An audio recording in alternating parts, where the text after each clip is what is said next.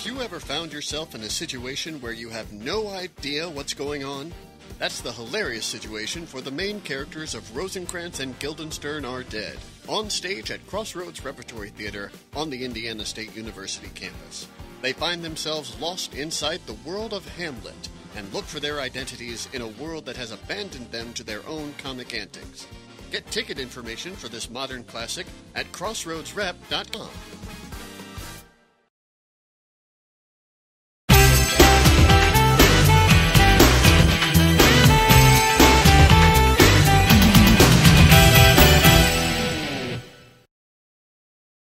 My name's Rob Glidden, and I play the player in Rosencrantz and Guildenstern Are Dead.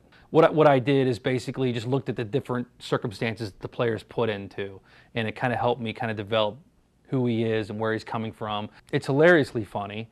It's a show that I know that I haven't heard of it being done that much lately. I know that they just did a production in Chicago where I live, but as I said before, it's a play within a play within a play.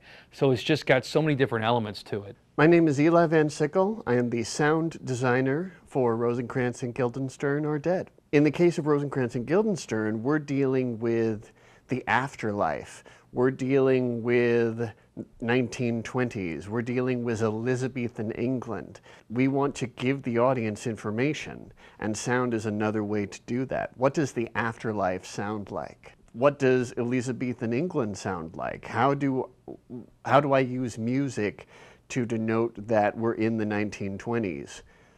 It's often overlooked, it's often forgotten about, because sound is not something that you can build physically like a set or a costume. I'm Brandon Wentz, and I play Rosencrantz in Rosencrantz and Guildenstern Are Dead. One of the most rewarding things to me about working on this show is this is actually probably the first play that I ever really fell in love with. I read it when I was going to college here at Indiana State University when I was 18 years old, and I just fell in love with it. It's a great mix of comedy, both physical and existential.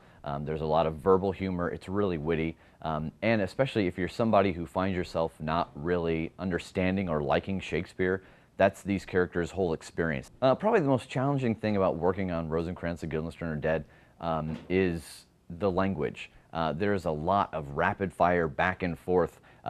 Who, what, why, I don't know, what do you know? I don't think I know. Do you think we know? And there's a lot of real just fast back and forth, and if you get stuck, you could get stuck in a loop. I have one line that's, let's go back a bit, and we were running the show, and I said, let's go back a bit, and the person I was opposite of thought I meant literally let's go back a bit, and went back, and then all of a sudden we were stuck in this loop of every time I'd say let's go back a bit, she would jump back in the script instead of knowing that that was the next line that was being said. So the wordplay is a lot of fun, but it's really tricky, and it's very precise. My name is Chris Burchild, and I'm Associate Artistic Director of Crossroads Repertory Theater and Director of Rosencrantz and Guildenstern Are Dead. In this story, Rosencrantz and Guildenstern, two insignificant characters from Shakespeare's Hamlet, get lost within Hamlet and really start to get confused as to why they're even there.